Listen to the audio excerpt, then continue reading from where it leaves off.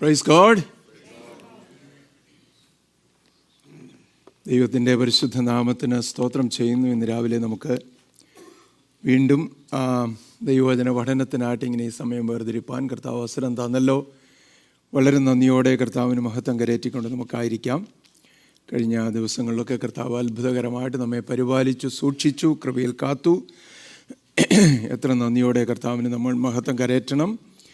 ഇന്ന് രാവിലെ ദൈവവചന പഠനത്തിനായിട്ട് ഈ സമയം നമ്മൾ വേർതിരിക്കുമ്പോൾ വളരെ പ്രാർത്ഥനയോടെ നമുക്ക് ദൈവസന്നിധിയിലായിരിക്കാം. നമ്മൾ പഠിക്കുന്ന കാര്യങ്ങൾ നമ്മുടെ ഹൃദയപ്പലകയിൽ എഴുതുവാനും അത് നമ്മുടെ ജീവിതത്തിൽ പ്രായോഗികമാക്കുവാനും കൃപ തരണമേ എന്ന് കർത്താവിനോട് നമുക്ക് പ്രാർത്ഥിക്കാം.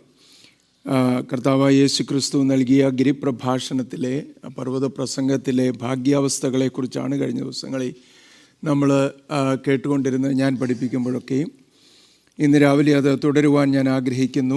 ഒന്നാമത്തെ കാര്യം നമ്മൾ പഠിച്ചത് 3-ാമത്തെ വാക്യത്തിൽ നിന്നാണ്. 5-ാം അധ്യായത്തിൻ്റെ 3-ാം വാക്യത്തിൽ നിന്ന്, മത്തായി സുവിശേഷം 5-ാം അധ്യായം 3-ാം വാക്യത്തിൽ നിന്ന് അവിടെ നമ്മൾ വായിച്ചു, ആത്മാവിൽ ദരിദ്രരായവർ ഭാഗ്യവാന്മാർ, സ്വർഗരാജ്യം അവർക്കുള്ളത്. 4-ാമത്തെ വാക്യം കൂടെ, ദുഃഖിക്കുന്നവർ ഭാഗ്യവാന്മാർ, അവർക്ക് ആശ്വാസം ലഭിക്കും. അതാണ് ഇന്ന് രാവിലെ നമ്മൾ ചിന്തിക്കാൻ ആഗ്രഹിക്കുന്നത്. അപ്പം ക്യാരക്ടർ ക്വാളിറ്റീസ് നമ്മൾ ചിന്തിക്കുന്നതെന്നറിയാമല്ലോ. ദൈവരാജ്യത്തിലെ പൗരകളുടെ ഒക്കെ ക്യാരക്ടർ ക്വാളിറ്റീസ്, സവിശേഷതകൾ, വിശേഷമായിട്ടുള്ള സ്വഭാവങ്ങൾ അല്ലെങ്കിൽ സ്വഭാവ വിശേഷങ്ങൾ എങ്ങനെയുള്ളതായിരിക്കണമെന്നാണ് നമ്മൾ ചിന്തിക്കുകയും പഠിക്കുകയും ചെയ്യുന്നത്, അത് ശ്രമിക്കുന്നത്. ഇന്ന് രാവിലെ 2-ാമത്തെ കാര്യമായിട്ട് അവിടെ പറയുന്നത്. ആദ്യം കർത്താവ് പറഞ്ഞു, ആത്മാവിൽ ദരിദ്രരായവർ ഭാഗ്യവാന്മാർ, സ്വർഗരാജ്യം അവർക്ക് ഉള്ളത്. അപ്പം അത് തന്നെ നമുക്ക് മനസ്സിലാക്കുവാൻ വളരെ ബുദ്ധിമുട്ടേറിയ ഒരു കാര്യമാണ്. അതിൻ്റെ അനേക വശങ്ങളെക്കുറിച്ച് നമ്മൾ ചിന്തിച്ചു. ആത്മാവിലുള്ള ദാരിദ്ര്യം എന്ന് പറയുന്നത് എന്തുവാ? സാധാരണ ദരിദ്രന്മാരെല്ലാവരും ഭാഗ്യമുള്ളവരെന്നാണോ പറയുന്നത്, അതോ അതിൽ പരമായിട്ട് അതിനർത്ഥമുണ്ടോ? ഇതെല്ലാം നമ്മൾ ചിന്തിച്ചതാണ്. ആത്മാവിലുള്ള ദാരിദ്ര്യം എന്താണ്? ആത്മാവിലുള്ള ദാരിദ്ര്യം നമുക്കുണ്ടോ എന്നെങ്ങനെ നമ്മൾ കണ്ടുപിടിക്കും? ആത്മദാരിദ്ര്യത്തിൽ നമുക്ക് എങ്ങനെ ജീവിക്കാൻ പറ്റും? ഇതെല്ലാം നമ്മൾ കണ്ടതാണ്. ഞാനതിലേക്ക് മടങ്ങുന്നില്ല. ഇന്ന് രാവിലെ അടുത്ത സ്റ്റേറ്റ്മെൻറ്റാണ് നമ്മൾ എടുക്കുന്നത്. Another very very startling kind of statement, right? എന്തോ പറയുന്നത്? ബ്ലെസ്സഡ് ആർ ദോസ് ഹു മോൺ, for they shall be comforted. ദുഃഖിക്കുന്നവർ ഭാഗ്യവാന്മാർ, അവർക്ക് ആശ്വാസം ലഭിക്കും. ഇതിനെ മറ്റൊരു തരത്തിൽ പറഞ്ഞാൽ ഹാപ്പി ആർ ദ അൺഹാപ്പി എന്ന് വേണമെങ്കിൽ പറയാം. ഹാപ്പി ആർ ദ അൺഹാപ്പി, അല്ലേ?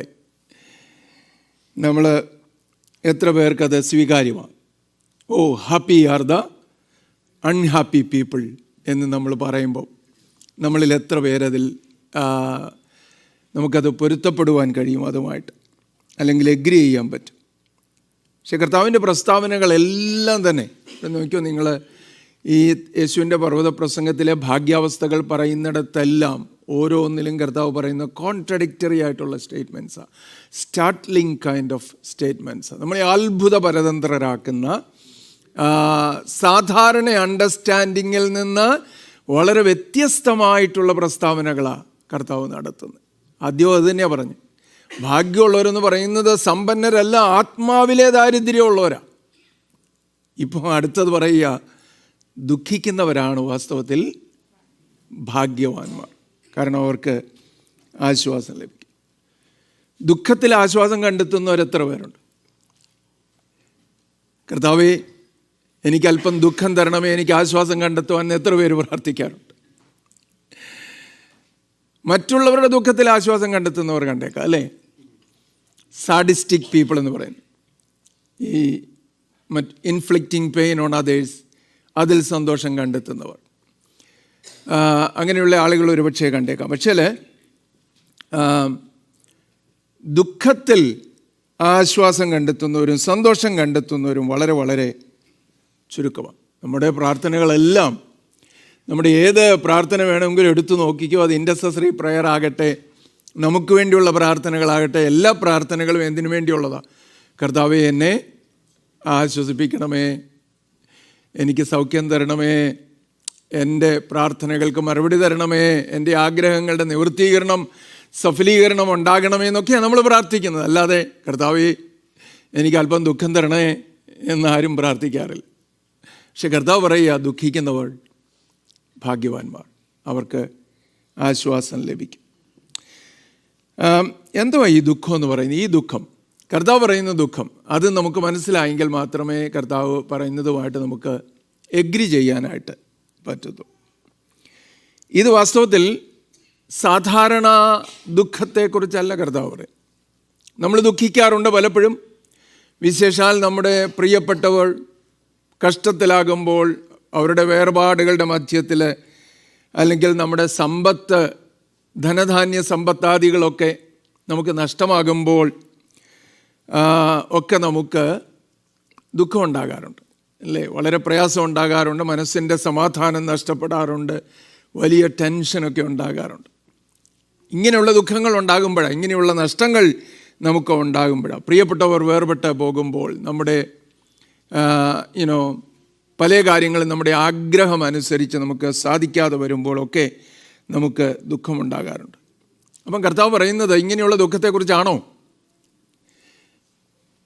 അപ്പം കരഞ്ഞുകൊണ്ടിരിക്കുന്നവർ ഭാഗ്യവാന്മാർ, സ്വന്തമായിട്ടുള്ള നഷ്ടങ്ങളെക്കുറിച്ച് കേണ് കരഞ്ഞുകൊണ്ടിരിക്കുന്നവർ ഭാഗ്യവാൻ, അങ്ങനെയാണോ കർത്താവ് പറയുന്നത്? അതോ അതിന് മറ്റെന്തെങ്കിലും അർത്ഥമുണ്ടോ? ഇവിടെ നമ്മൾ ശ്രദ്ധിക്കണം, വളരെ വളരെ ഇമ്പോർട്ടൻ്റാണ്. ഇത് വ്യക്തമായിട്ട് നമുക്ക് മനസ്സിലാകണം. കർത്താവ് പറയുന്ന ഭാഗ്യാവസ്ഥ എന്ന് പറയുന്നത് it's the sorrow of repentance. അനുതാപത്തിൻ്റെ ദുഃഖത്തെക്കുറിച്ച് കർത്താവ് പറയും. നമ്മളത് നോക്കാൻ പോവുക മുന്നോട്ട് ചെന്ന്.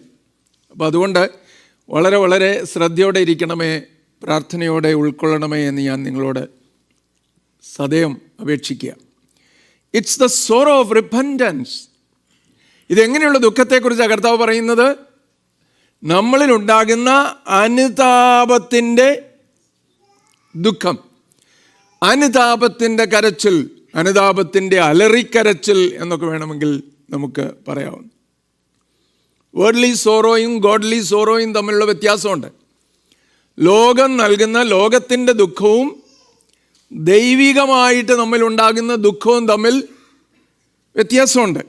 വേൾഡ്ലി സോറോ എന്ന് പറഞ്ഞാൽ feeling bad or feeling about the consequence, the shame, the loss, the punishment, ഇതെല്ലാം പുറമേ ഉള്ളതാണ്, അല്ലേ? ഒരു ഇന്ന ചേഞ്ചിന് വേണ്ടിയുള്ളതല്ല ഈ ദുഃഖമെന്ന് പറയുന്നത്. അത് വളർച്ചയിലേക്ക് നയിക്കുന്നില്ല, ലാസ്റ്റിംഗ് ആയിട്ടുള്ളൊരു വ്യത്യാസം, നിലനിൽക്കുന്ന ഒരു വ്യത്യാസം നമ്മുടെ ജീവിതത്തിൽ കൊണ്ടുവരുന്നില്ല. എന്തുവാ? ലോകപ്രകാരമുള്ള ദുഃഖം. ഞാൻ പറയുന്ന കാര്യങ്ങൾ അന്യഗ്രഹങ്ങളിൽ നിന്നുള്ളതൊന്നും കൊണ്ടുവന്ന് പറയുന്നതല്ല, നമുക്കെല്ലാം പ്രായോഗികമായിട്ട് നമ്മൾ നേരിടുന്ന കാര്യങ്ങളല്ലേ. അപ്പോൾ മനസ്സിലാകാത്തതുപോലെ നിങ്ങളുടെ മുഖത്തെല്ലാം ഒരു പിരിമുറക്കം ഞാൻ കാണുന്നു. ദുഃഖത്തെക്കുറിച്ച് പറയുന്നതുകൊണ്ടാണോ എന്ന് എനിക്ക് അറിഞ്ഞുകൂടാ. പക്ഷേ കർത്താവ് ആശ്വാസവും പറയുന്നുണ്ട് ഇവിടെ കേട്ടോ. അതുകൊണ്ട് വളരെ ആശ്വാസത്തോടെ ഇരിക്കണം. വേൾഡ്ലി സോറോ എന്ന് പറയുന്നത് വളർച്ച ഉണ്ടാക്കുന്നതല്ല. വേൾഡ്ലി സോറോ ലൗകികമായ ലോകപരമായിട്ടുള്ള ദുഃഖമെന്ന് പറയുന്നത് ലാസ്റ്റിംഗ് ആയിട്ടുള്ള ഇമ്പാക്റ്റ് നമുക്ക് തരുന്നതല്ല, നിലനിൽക്കുന്ന വ്യത്യാസം നമ്മിൽ ഉളവാക്കുന്നത് അല്ല. അത് മറ്റെന്തൊക്കെയാണ് ഞാൻ മുമ്പേ പറഞ്ഞതുപോലെ. എന്നാൽ ഗോഡ്ലി സോറോയോ? 2 കൊരിന്ത്യർ 7-ാം അധ്യായത്തിൻ്റെ 10-ാം വാക്യം ഒന്ന് വായിക്കാമോ?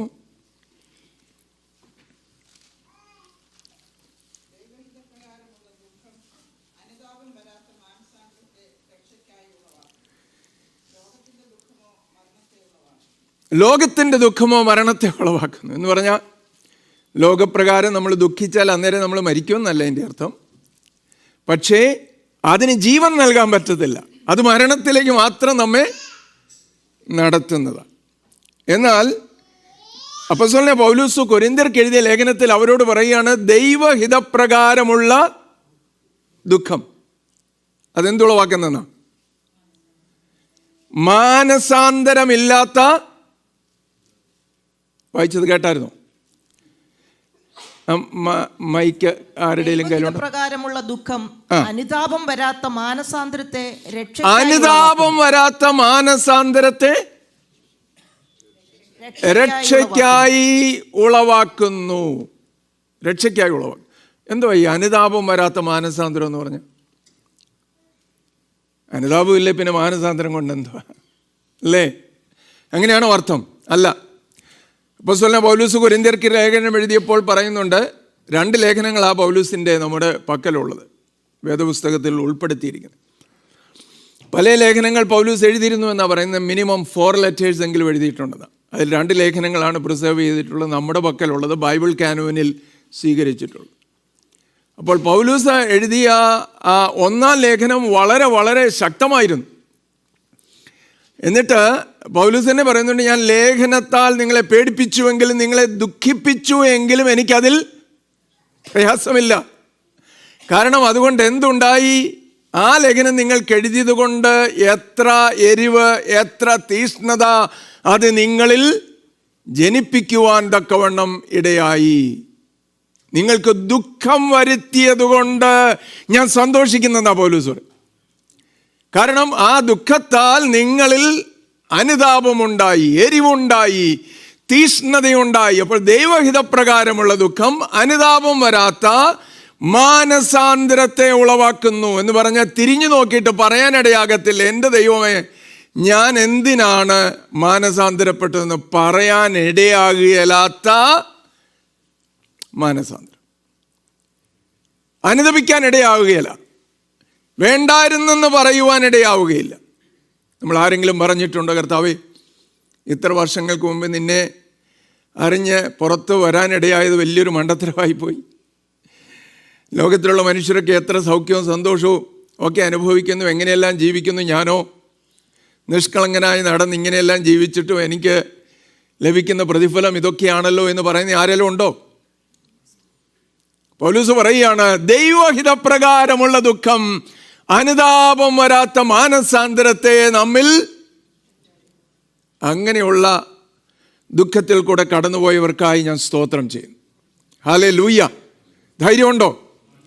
ഹല്ലേലൂയ. ദൈവഹിതപ്രകാരമുള്ള ദുഃഖം അനുതാപം വരാത്ത മാനസാന്തരം നമ്മിലുളവാക്കുവാൻ തക്കവണ്ണം ഇടയായി. അപ്പം എന്തുവാ ഈ ഗോഡ്ലി സോറോ എന്ന് പറയും? ദൈവഹിതപ്രകാരമുള്ള ദുഃഖം. യേശു കർത്താവ് പറഞ്ഞത് മറക്കരുത്, ദുഃഖിക്കുന്നവർ ഭാഗ്യവാന്മാർ. എന്തുവാ ഈ ദൈവഹിതപ്രകാരമുള്ള ദുഃഖം? It's a sorrow that is so deep, വളരെ ആഴമേറിയ സിൻസിയറായിട്ടുള്ള ഒരു ദുഃഖം.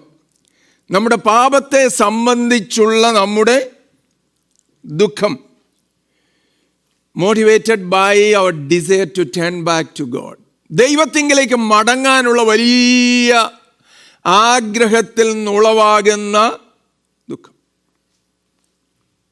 ദൈവത്തിൻ്റെ ദാസനായിരുന്ന മഹാനായിരുന്ന സെയിൻറ്റ് അഗസ്റ്റിൻ പറയുമായിരുന്നു, രാത്രികാലങ്ങളിൽ തൻ്റെ പാപത്തെ ഓർത്ത് ചുവരുകളിൽ വരച്ചും എഴുതിയും അലറിക്കരഞ്ഞും കൊണ്ട് താൻ സമയം ചെലവഴിക്കുമായിരുന്നെന്ന് പറയും. അദ്ദേഹം തന്നെ ഇങ്ങനെ പ്രാർത്ഥിച്ച് പറഞ്ഞിട്ടുണ്ട്, എൻ്റെ ദൈവമേ, ഞങ്ങളുടെ ആത്മാക്കൾ നിനക്കായിട്ട് സൃഷ്ടിക്കപ്പെട്ടിരിക്കുന്നു, നിങ്ങളിലേക്ക് മടങ്ങും വരെ ഞങ്ങൾ ആശ്വാസം കണ്ടെത്തുകയില്ല. അപ്പം ദൈവത്തിങ്കിലേക്ക് മടങ്ങുന്നത് വരെ ആശ്വാസം കണ്ടെത്താത്ത അനുതാപം ജനിപ്പിക്കാത്ത ദുഃഖം. ഞാൻ എന്തിനു അങ്ങനെ അന്വേഷിച്ചു, എന്തിന് ഞാൻ ഒരു പുതിയ വീണ്ടും ജനിക്കുവാൻ എന്നെ തന്നെ ഏൽപ്പിച്ചു കൊടുത്തു എന്ന് ചോദിക്കാത്ത ദുഃഖം. അങ്ങനെ ദുഃഖമുള്ളവർ, ദൈവത്തിന് സ്തോത്രം, അങ്ങനെയുള്ള കരച്ചിലുള്ളവർ, ലോകകാര്യങ്ങളെക്കുറിച്ചല്ല. ആലയത്തിൽ പ്രവാചകനോട് പറഞ്ഞു, മനുഷ്യപുത്രാ നീ ആലയത്തിൽ പോകും, അവിടെ നടക്കുന്നൊക്കെ ഞാൻ നിനക്ക് കാണിച്ചു തരാമെന്ന് അല്ലേ? അവിടെ ചെന്നപ്പം ഒത്തിരി ഒത്തിരി കാഴ്ചകൾ കണ്ടു. പുരുഷന്മാരുണ്ടായിരുന്നു. അവർ പക്ഷേ ദൈവത്തിന് നേരെ മുതുക് തിരിച്ചും സൂര്യനെ നമസ്കരിച്ചും കൊണ്ട് നിൽക്കുകയായിരുന്നു. പിന്നെ ആലയത്തിൻ്റെ ഭിത്തികളൊക്കെ മനോഹരമായിട്ട് പെയിൻറ്റ് ചെയ്ത് ഇങ്ങനെ വർണ്ണാഭമായിട്ട് ഇങ്ങനെ ഉണ്ടാക്കി വച്ചിരിക്കുക. പ്രവാചകനോട് ദൈവം പറഞ്ഞു, അത് കുത്തി തുറന്ന് നോക്ക്, നീ അതിൽ കാണും മ്ലേച്ഛതകൾ എന്തെല്ലാമാണ്. അപ്പം അത് കുത്തി തുറന്ന് നോക്കിയപ്പോൾ ആലയത്തിൻ്റെ ആ ഭിത്തികൾക്കുള്ളിൽ ചുവരുകളിൽ ഒളിച്ചിരിക്കുന്ന മ്ലേച്ഛമായിട്ടുള്ള ഇഴജന്തുക്കളും അങ്ങനെയുള്ള ആ കാര്യങ്ങളെല്ലാം കാണാനിടയായി.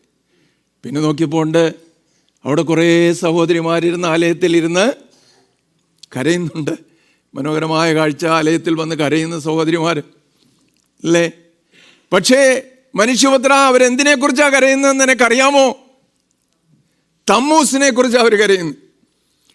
ആലയത്തിൽ നിന്ന് ദൈവസാന്നിധ്യം വിട്ടുപോയല്ലോ എന്നല്ല അവർ പറഞ്ഞു കരയുന്നത്.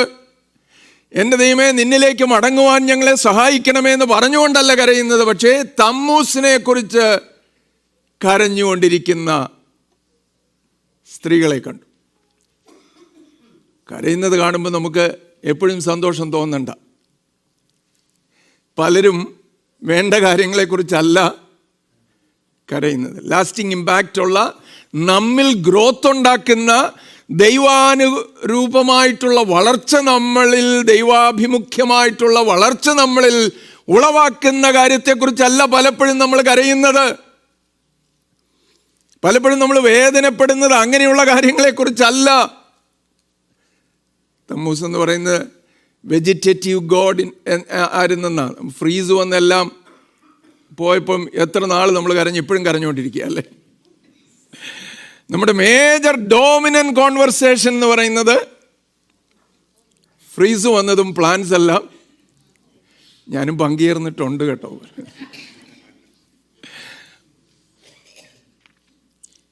എന്നാൽ ഈ പ്ലാൻസ് എല്ലാം പോയതും പ്ലാൻ സിറ്റിയും ടാമ്പായും നഴ്സറീസും ഇതെല്ലാമായിരുന്നു നമ്മുടെ കോൺവെർസേഷനിൽ ഇങ്ങനെ ഡോമിനൻ്റ് ആയിട്ട് നിന്ന്.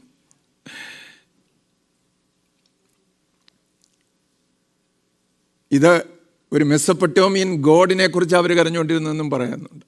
അങ്ങനെ ഒരു വ്യാഖ്യാനമുണ്ട്. അതെന്ന് പറഞ്ഞാൽ ഒരു പ്രോസ്റ്റിറ്റ്യൂഷനെ കാരണമായ ഒരു ദേവത. അപ്പം നോക്കണം, എത്ര വികലമായ കാര്യങ്ങളെക്കുറിച്ച് മനുഷ്യർക്ക് കരയാൻ പറ്റും. അപ്പം എല്ലാ കരച്ചിലും ഭാഗ്യമുള്ളവർ, കരയുന്നവരെല്ലാം ഭാഗ്യമുള്ളവരെന്നല്ല കർത്താവ് പറയുന്നത്.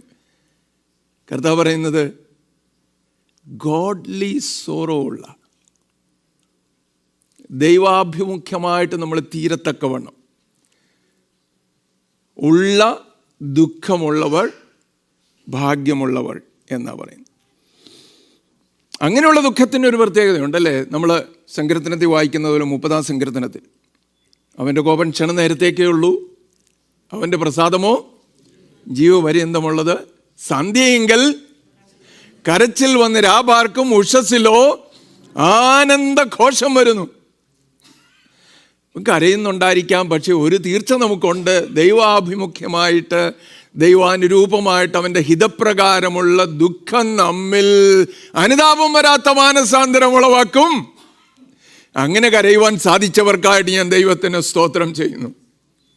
അങ്ങനെ അലറി കരഞ്ഞിട്ടുള്ള എത്ര പേരുണ്ട്. നമ്മുടെ പാപത്തെക്കുറിച്ചുള്ള ബോധ്യം വന്ന് ദൈവത്തെങ്കിലേക്ക് മടങ്ങണമെന്നുള്ള ആഗ്രഹത്തോടെ എത്ര പേര് ദൈവസന്നിധി നിലവിളിച്ചിട്ടുണ്ട്, കണ്ണുനീരൊഴുക്കിയിട്ടുണ്ട്.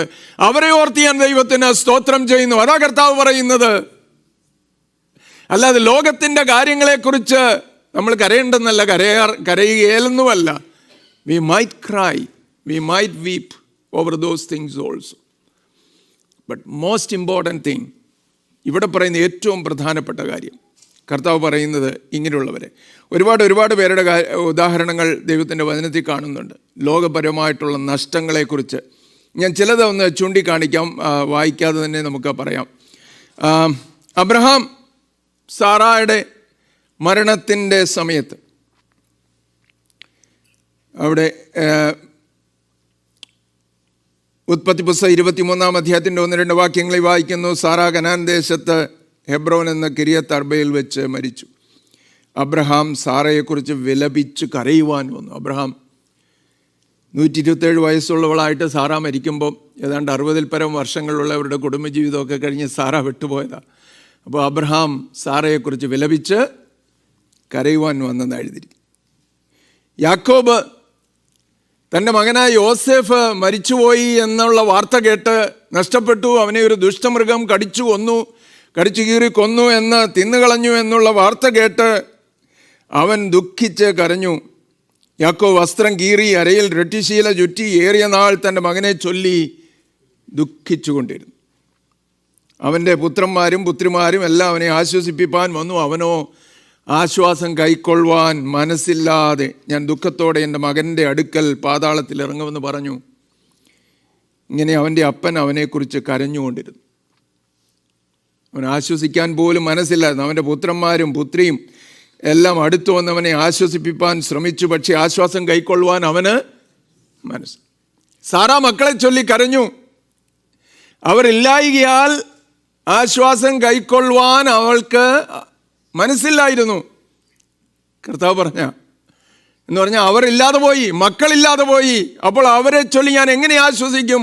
ആശ്വാസം കൈക്കൊള്ളുവാൻ മനസ്സില്ലാതെ ഇരുന്നു. ഇങ്ങനെ ഒരുപാട് അങ്ങനെയുള്ള ദുഃഖങ്ങൾ ഈ ഈജിപ്തിലുണ്ടായിരുന്നവർ യാക്കോബിനെ കുറിച്ച് ദുഃഖിച്ച് 70 ദിവസം വിലാപം കഴിച്ചെന്ന് പറയുന്നത്. 70 ദിവസം വിലാപം കഴിച്ചു. ദാവീദ് യോനാഥാനെക്കുറിച്ച്, അവൻ്റെ മരണത്തെക്കുറിച്ച്, ശൗലിൻ്റെ മരണത്തെക്കുറിച്ച് കേട്ട് കരയുന്നത്. ഇസ്രായേൽ മക്കൾ കനാനിൽ പ്രവേശിക്കാൻ പോയിട്ട് അവസാനം അവരുടെ റിബല്യസ് അവരുടെ ആക്ഷന് ശേഷം, അവരുടെ ദൈവത്തെ ത്യജിച്ചുള്ള തീരുമാനത്തിന് ശേഷം തിരിച്ചറിഞ്ഞപ്പോൾ അവർ നിലവിളിച്ച് കരയുവാൻ തുടങ്ങി. കനാനിൽ കയറി അത് കീഴടക്കാൻ പറ്റുകയില്ലെന്ന് കേട്ടപ്പോൾ ദൈവം അവരോട് കൂടെ ഇല്ല, അവരോട് കൂടെ പോകത്തില്ല, പ്രവേശിക്കരുതെന്ന് കേട്ടപ്പോൾ അവർ ദുഃഖിച്ച് നിലവിളിച്ച് കരഞ്ഞെന്നാണ് പറയുന്നത്. അപ്പം വാസ്തവത്തിൽ ഉപയോഗിച്ചിരിക്കുന്ന ദുഃഖം എന്നുള്ള വാക്കിന് ഇതുപോലെയുള്ള നഷ്ടത്തിൻ്റെ മധ്യത്തിൽ നിലവിളിച്ച് കരയുന്ന ആളുകളെക്കുറിച്ചാണ്. തമ്മിൽ നിങ്ങൾ തെറ്റിദ്ധരിക്കരുത്. അബ്രഹാം സാറയെക്കുറിച്ച് കരഞ്ഞ ആ ദുഃഖത്തെ അല്ല കർത്താവ് പ്രകീർത്തിക്കുന്നത്. ഈജിപ്റ്റുകാർ യാക്കോബിൻ്റെ മരണത്തിങ്കൽ കൽപ്പിച്ച കൽപ്പനയുമല്ല, അല്ലെങ്കിൽ വിലപിച്ച വിലപനവും അല്ല. ഞാനിവിടെ പറഞ്ഞത് ഒരു വിലാപവുമല്ല, പക്ഷേ അതുപോലെയുള്ള വിലാപം ഗോഡ്ലി സോറോ ആയി നമ്മുടെ ജീവിതത്തെ ബാധിക്കുമ്പോൾ, നമ്മുടെ ജീവിതത്തിൽ കടന്നു വരുമ്പോൾ അത് നമ്മെ എങ്ങനെയാക്കുമെന്നാണ്. അതിനെക്കുറിച്ചാണ് കർത്താവ് പറയുന്നത്. ഞാൻ മുന്നോട്ട് പോകാം. അപ്പം ഈ ടേമൊന്ന് നമ്മൾ മനസ്സിലാക്കണം. ഇതിനകത്ത് ഒന്നാമത് ഇതിലൊരു ഇമോഷണലായിട്ടുള്ള ഒരു ഭാഗമുണ്ട്. ഇമോഷണൽ, നമ്മുടെ ഇമോഷന് നമ്മൾ പറയുന്നത് വികാരം, വിചാരം അല്ലേ? വിചാരങ്ങൾ ഉൾപ്പെടുന്ന ഒരു പ്രതികരണമുണ്ട്. ദുഃഖം എന്ന് പറയുന്നത് മനുഷ്യരറിയുന്നത് തന്നെ ഒരു ഇമോഷണൽ റെസ്പോൺസ് ഉള്ളത് കൊണ്ടാണ് അല്ലേ? ഇപ്പം രാജാവ് നെഹമ്യാവിനോട് ചോദിച്ചു, നിന്റെ മുഖം വാടിയിരിക്കുന്നത് എന്ത്? നിനക്ക് രോഗമൊന്നുമില്ലല്ലോ. ഇത് മനസ്സിൻ്റെ ദുഃഖമല്ലാതെ മറ്റൊന്നുമല്ല അല്ലേ? അപ്പം ഈ ദുഃഖമെന്ന് പറയുന്നത് വികാരപരമായിട്ടുള്ള പുറമേയുള്ള ഭാവവാഹാദികളെ ഒക്കെ ബാധിക്കുന്ന ഒന്നാണ് ഈ ഉള്ളിലുള്ള ദുഃഖം എന്ന് പറയുന്നത്. ഒരു ഇമോഷണൽ റെസ്പോൺസ് ഉണ്ട്.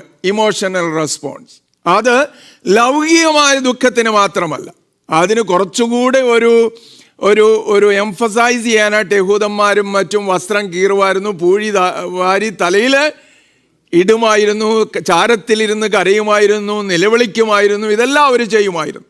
അപ്പം പുറമേയുള്ള ഒരു റെസ്പോൺസ് ഡെഫിനറ്റ്ലി ഉണ്ട്. ഉള്ളിലുള്ള ഗോഡ്ലി സോറോയെ പുറമേ ഉള്ള പ്രതികരണങ്ങളുണ്ട്, അതിൻ്റെ ഭാവവാഹാദികൾ തീർച്ചയായിട്ടുമുണ്ട് എന്നുള്ളത് ഓർത്തുകൊള്ളണം. ഇപ്പോൾ നമ്മൾ യഹൂദന്മാർക്കത് മനസ്സിലായി. അതുകൊണ്ട് എല്ലായിടത്തും അവർക്ക് കരയാൻ പറ്റുകയില്ലെങ്കിൽ, ശ്രദ്ധിക്കണേ, എല്ലായിടത്തും അവർക്കിരുന്ന് കരയാൻ പറ്റത്തില്ലെങ്കിൽ അവർ കൂലിക്ക് ആളെ വിളിക്കുമായിരുന്നു. കൂലിക്ക് ആളെ വിളിക്കുമായിരുന്നു. They would hire people. വിലാപക്കാരത്തികൾ എന്ന് പറയുന്ന അവരാ. ഇപ്പോൾ ഒരു മരണമൊക്കെ നടന്നാൽ എപ്പോഴും വീട്ടുകാർക്കിരുന്ന് കരഞ്ഞുകൊണ്ടിരിക്കാൻ പറ്റുമോ? അവർക്ക് മറ്റു കാര്യമൊക്കെ നോക്കണ്ടായി. അപ്പം കുറച്ച് പേരെ കൂലിക്ക് മേടിച്ചേക്കാമെങ്കിൽ അവർ വന്നിരുന്ന് 24 മണിക്കൂർ 24/7 കരഞ്ഞു. ഞാൻ നോർത്ത് ഇന്ത്യ പലയിടത്തും കണ്ടിട്ടുണ്ട്. ഹിമാചൽ പ്രദേശിലെ വില്ലേജിലുമൊക്കെ ചെന്നപ്പം മരണം നടന്നു, വീട്ടുകാർ കുറച്ച് കരഞ്ഞ് തളർന്നു കഴിഞ്ഞപ്പോൾ ഉണ്ട് അയൽവക്കംകാർ വന്നു. അതുവരെ മുറ്റത്ത് വരെ വർത്തമാനവും പറഞ്ഞ് ബഹളം ഉണ്ടാക്കി ചിരിച്ചും കളിച്ചും വന്നവരിങ്ങോട്ട് വീട്ടിനകത്തോട്ട് കയറിക്കഴിഞ്ഞപ്പോഴത്തേന് വിലാപം തോന്നി. അത് യഹൂദന്മാരുടെ ഇടയിലുണ്ടായിരുന്നു. വിലാപക്കാരെ കൂലിക്ക് വാങ്ങി അവർ വീട്ടിൽ വന്ന് കരയുമായിരുന്നു. അപ്പോൾ യഹൂദന്മാർക്ക് മനസ്സിലാകും, നമ്മുടെ സാധാരണ പറയുന്ന culture big boys don't cry എന്ന് പറയുന്ന കൾച്ചർ അവർക്കില്ല, ഇല്ലേ? പുരുഷന്മാർ പുറത്ത് കരയുന്നത് ഇത്ര നാണക്കേടാണെന്ന് പറയുന്നൊരു കൾച്ചർ അല്ലായിരുന്നു അവരുടേത്. പ്രത്യേകം അവർ കരയുമായിരുന്നു. എന്തെല്ലാം ഉദാഹരണങ്ങൾ ദൈവത്തിൻ്റെ വചനത്തിൽ ഉണ്ട്. അപ്പം ഈ നമ്മുടെ ഈ മോർണിംഗ്, ഈ ദുഃഖം എന്ന് പറയുന്നത് നമ്മുടെ ഒരു ഇൻറ്റൻസ് ഇമോഷൻസിനെ കാണിക്കുന്നതാണ്. അകത്തുള്ള വലിയ തിരത്തള്ളൽ ഉണ്ടാവുകയാണ് നമ്മുടെ വികാരങ്ങളുടെ, വിചാരങ്ങളുടെ. അതിനെ പുറത്ത് പ്രതിസ്ഫരിപ്പിക്കുന്നതാണ്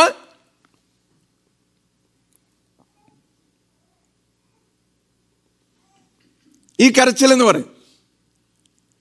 that is actually about the loss of something, അല്ലേ? അപ്പൊ ഈ ദുഃഖത്തിൽ ഒന്ന് ഒരു ഇമോഷണൽ റെസ്പോൺസ് ഉണ്ട്, ഇല്ലാതിരിക്കാൻ പാടില്ല, കഴിയുകയില്ല, അല്ലേ? ഒരു ദുഃഖം ഉണ്ട്. രണ്ടാമത്തെ കാര്യം, mourning is not always proper. എപ്പോഴും ദുഃഖിക്കൊണ്ടിരിക്കുന്നവരെ കുറിച്ചല്ല, അല്ലെങ്കിൽ എല്ലാ ദുഃഖങ്ങളും നല്ലതല്ല. എല്ലാ ദുഃഖങ്ങളും നല്ലതല്ലെന്ന് നമ്മൾ പലപ്പോഴും കംപ്ലൈൻറ്റ് ചെയ്യും. എൻ്റെ ദുഃഖത്തിൽ ആശ്വസിപ്പിക്കാൻ നമ്മൾ ദുഃഖിക്കുന്ന കാര്യം വാലിഡാണോ എന്നുള്ളതിനെ കൂടെ ഡിപ്പെൻഡ് ചെയ്തിരിക്കും. ദാവീദ് ദുഃഖിച്ച് കരഞ്ഞിരുന്നു. കരഞ്ഞ് വിളിച്ചു പറയാൻ തുടങ്ങി, എൻ്റെ മകനെ അബ്ശാലോമേ, നീ എന്നെ വിട്ടുപോയോ? അപ്പം കുറേ നേരം കരഞ്ഞു, കുറേ നേരം സഹിച്ചു കഴിഞ്ഞപ്പോൾ യോവാബ് വന്നിച്ച് പറഞ്ഞു, the death of Absalom was the salvation of Israel. അബ്ശാലോം മരിച്ചില്ലായിരുന്നെങ്കിൽ ഇസ്രയേല് രക്ഷപ്പെടത്തില്ലായിരുന്നു. അത് ഈ ദാവീദിന് തിരിച്ചറിയാൻ പറ്റാതെ പോയി, അല്ലേ? രാജത്വം കയ്യാളാൻ ശ്രമിച്ച ആള്, ദാവീദ് ഉൾപ്പെടെയുള്ളവരെ നാടുകടത്തിയവന്, അവരെ കൊല്ലുവാൻ ശ്രമിച്ചവൻ, അനേക തരത്തിലുള്ള മ്ലേച്ഛമായിട്ടുള്ള കാര്യങ്ങൾ ചെയ്ത അബ്ശാലോം. അപ്പം ആ അബ്ശാലോം ഇതിനെക്കുറിച്ച് ദാവീദ് കരഞ്ഞുകൊണ്ടിരിക്കുക. അത് പ്രോപ്പറായിട്ടുള്ള ദുഃഖമാണോ? അല്ല. ഓഫ് കോഴ്സ് ഒരു അപ്പൻ്റെ മകനെക്കുറിച്ചുള്ള ദുഃഖമാണ്. എന്നാൽ അതിനേക്കാൾ ഉപരിയായിട്ട് there is no place for that, അല്ലേ? അനേക ദുഃഖങ്ങൾ അങ്ങനെ വചനത്തിൽ കാണുന്ന ഒരു രാജാവ് ആഹാബ് കിടക്കയിൽ പോയി വളരെ വിഷണ്ണനായിട്ട് ദുഃഖിച്ച് കിടന്നെന്ന് വായിക്കുന്നുണ്ട്. ആരാ? ഏഹബ്, അല്ലേ? ആഹാബ്. എന്തിനു വേണ്ടിയായിരുന്നു? നാബോത്തിൻ്റെ മുന്തിരിത്തോട്ടം സ്വന്തമാക്കാൻ പറ്റാതെ വന്നതിന്, അതിന് തനിക്ക് ചീരത്തോട്ടമാക്കാൻ സാധിക്കാതെ വന്നപ്പോൾ അവനോട് ചോദിച്ചിട്ടും പറഞ്ഞിട്ടും അവൻ എന്ത് ചെയ്താൽ സമ്മതിക്കുന്നില്ല. കയ്യേറാൻ രാജാവിനാണെങ്കിൽ ധൈര്യവും ഇല്ല, അതിന് ഭാര്യ ധൈര്യം കൊടുക്കേണ്ടി വന്നു, അല്ലെങ്കിൽ ഉപായങ്ങൾ പ്രയോഗിക്കേണ്ടി വന്നു. അപ്പോൾ ഈ രാജാവ് ആകെ ചെയ്തത് കിടക്കയിൽ പോയി വിഷണ്ണനായിട്ട് ദുഃഖിച്ച് കിടക്കുകയാണ്. ശമൂവേൽ രാജത്വം ശൗലിനെ വിട്ടുപോകുന്നതിനെക്കുറിച്ചുള്ള ദൈവത്തിൻ്റെ കൽപ്പനയെങ്കിൽ അവൻ്റെ അനുസരണക്കേടിൻ്റെ മുഖത്ത് ശമൂവേൽ വീണ് കിടന്നെന്നാണ് പറയും. അവസാനം ദൈവം ചോദിച്ചു, എഴുന്നേൽക്ക, നീ എന്തിനാ ഇങ്ങനെ വീണ് കിടക്കുന്നത്? നീ ഇങ്ങനെ ദുഃഖിച്ചും കരഞ്ഞും കിടക്കുന്നത് എന്തിനാണ്? ശൗലിനെ രാജാവാക്കുക നിമിത്തം ഞാൻ അനുതപിക്കുന്നു എന്നാ ദൈവം പറയും. സോ നമ്മുടെ എല്ലാ കരച്ചിലും ദൈവികമല്ല, ആത്മീകമല്ല, ആത്മീകതയിലേക്ക് നമ്മെ നടത്തുന്നതുമല്ല. എല്ലാ കരച്ചിലും നമ്മുടെ കണ്ണുനീർ ദൈവം തുടയ്ക്കുമായിരിക്കും, നമ്മളോട് കരുണ കാണിക്കുമായിരിക്കും, ഇല്ലെന്നൊന്നും ഞാൻ പറയുന്നില്ല. നമ്മുടെ ഭൗതികമായ ആവശ്യങ്ങളല്ലെന്ന് പറയുന്നില്ല. കുടുംബപരമായ ശാരീരികമായ ആവശ്യങ്ങളും സൗഖ്യവും വിടുതലും ഒന്നും ആവശ്യമില്ലെന്നല്ല ഞാൻ പറയുന്നത്. പക്ഷേ അതിനേക്കാളെല്ലാം ഉപരിയായിട്ട് അത്യന്താപേക്ഷിതമായിട്ടുള്ളൊരു ആവശ്യമുണ്ട്, ദൈവികമായ ദുഃഖം, godly sorrow. ബാക്കി എല്ലാ ദുഃഖങ്ങളും വഹിക്കുവാൻ നമുക്ക് കഴിവുണ്ട്. എന്നാൽ ദൈവികമായൊരു ദുഃഖം നമ്മിൽ ഉളവായിട്ടില്ല എങ്കിൽ നമ്മൾ നമ്മളെ തന്നെ ചോദ്യം ചെയ്യണം.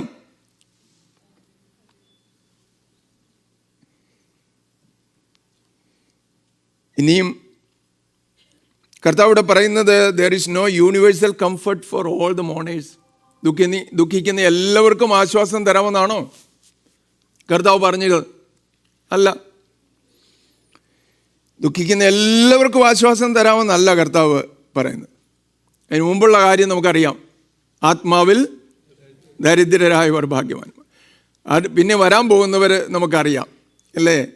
സൗമ്യത ഉള്ളവർ, നീതിക്ക് വിശന്ന് ദാഹിക്കുന്നവർ, ഇവരൊക്കെയാണ് ഭാഗ്യവാന്മാർ. അപ്പം ഇങ്ങനെയുള്ളവർക്ക്, ആത്മാവിലുള്ള ദാരിദ്ര്യം അനുഭവിക്കുന്നവർക്ക്, നീതിക്ക് വിശന്ന് ദാഹിക്കുന്നവർക്ക്, സൗമ്യതയുള്ളവർക്ക്, ക്ഷമിക്കുന്നവർക്ക്, ദീർഘമായി ക്ഷമിക്കുന്നവർക്കൊക്കെ എന്തിനെക്കുറിച്ച് ദുഃഖിക്കാൻ പറ്റും?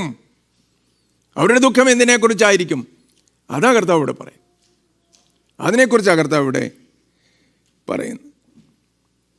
So those who grieve over their sin, തങ്ങളുടെ പാപങ്ങളെക്കുറിച്ച് ദുഃഖിക്കുന്നവർ. Those who feel sorrow for injustice, suffering, separation from God. കർത്താവേ, ദൈവത്തിൽ നിന്ന് ഞാൻ അല്പം അകന്നുപോയി, അതുകൊണ്ട് എന്നെ നിങ്ങളിലേക്ക് മടക്കിക്കൊണ്ടിരണമേ എന്ന് പറഞ്ഞ് എത്ര പേര് കരയുകയും പ്രാർത്ഥിക്കുകയൊക്കെ ചെയ്യുന്നുണ്ട് അല്ലേ? അതാ കർത്താവ് പറയുന്നത്, ദുഃഖിക്കുന്നവർ ഭാഗ്യവാന്മാർ. ദൈവത്തിൻ്റെ കരുണയുടെ ആവശ്യമുണ്ടെന്ന് പറഞ്ഞ് ആലയത്തിലേക്ക് പോയ 2 പേര് പ്രാർത്ഥിക്കാൻ തുടങ്ങിയപ്പം ഒരാൾ പറഞ്ഞു, ഞാൻ നീതിമാനാ, ഞാൻ ഉപവസിക്കുന്നുണ്ട്, പ്രാർത്ഥിക്കുന്നുണ്ട്, ഞാൻ പതാരം കൊടുക്കുന്നുണ്ട്. ശ്രദ്ധിക്കണേ, ബാക്കി കാര്യമൊക്കെ നമുക്ക് പിന്നീട് പറയാം. എല്ലാം പറഞ്ഞു.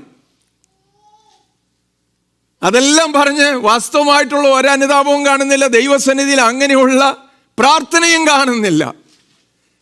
എന്നാൽ മറ്റൊരു വനിത സ്വർഗത്തിലേക്ക് നോക്കാൻ പോലും തുനിയാതെ, ദൈവമേ, പാപിയായ എന്നോട് കരുണ തോന്നണമേ എന്ന് പ്രാർത്ഥിക്കുക.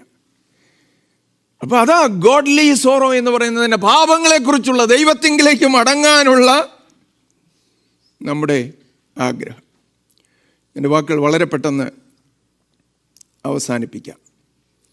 ഈ ഗോഡ്ലി സോറോയുടെ ഒരു തെളിവ് ചൂണ്ടിക്കാണിച്ച് ഞാൻ അവസാനിപ്പിക്കാം. 119 സങ്കീർത്തനത്തിൻ്റെ 136 വാക്യം വായിക്കാമോ? 119 136.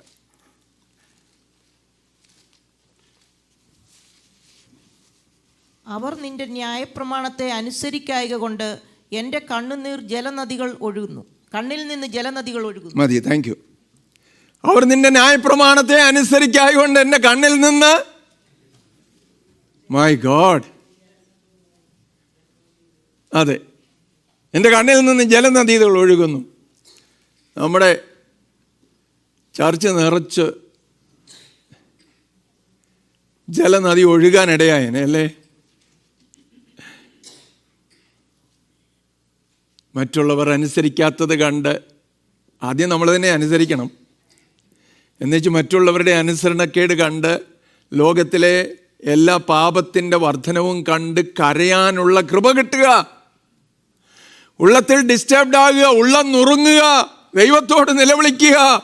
അവർ നിന്റെ വചനത്തെ അനുസരിക്കായകൊണ്ട് എൻ്റെ കണ്ണിൽ നിന്ന് ജലനദികൾ ഒഴുകുന്നു.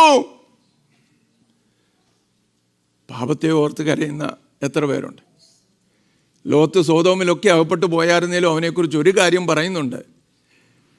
അവിടെ നടക്കുന്ന പാപമെല്ലാം കണ്ട് തൻ്റെ നീതിയുള്ള മനസ്സിൽ വലഞ്ഞുപോയ, വെന്തുപോയ നീതിമാനായ ലോത്തെന്ന്. നീതിയുള്ള മനസ്സിൽ നൊന്തുപോയ നീതിമാനായ ലോത്ത് അല്ലേ? മറ്റുള്ളവരുടെ പാപവും കണ്ട്, മറ്റുള്ളവരിൽ പാപം പെരുകുന്നത് കണ്ട്, നാം പാർക്കുന്നിടത്ത് പാപം പെരുകുന്നത് കണ്ട് കരയുവാൻ നമുക്ക് കഴിയുക. ഒരു കാര്യം ചോദിക്കട്ടെ, നിങ്ങളുടെ ആത്മാർത്ഥ മനസ്സിനോട് ഞാൻ ചോദിക്കട്ടെ, നമ്മളിൽ എത്ര പേര് വാസ്തവതി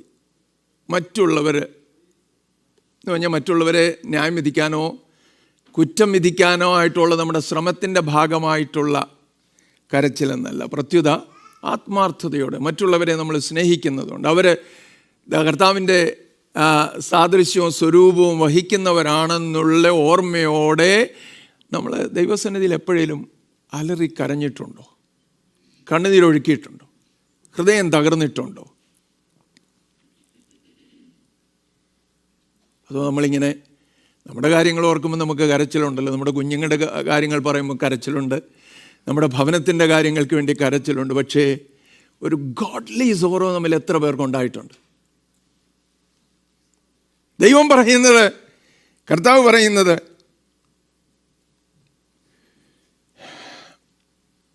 ദുഃഖിക്കുന്നവർ ഭാഗ്യവാന്മാർ. ഹോശിയ പ്രവചനം 4-ാം അധ്യായത്തിൻ്റെ 3-ാം വാക്യം. ഹോശിയ 4:3.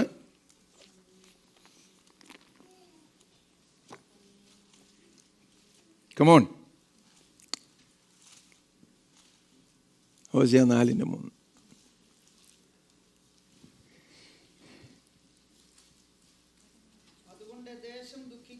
ആ,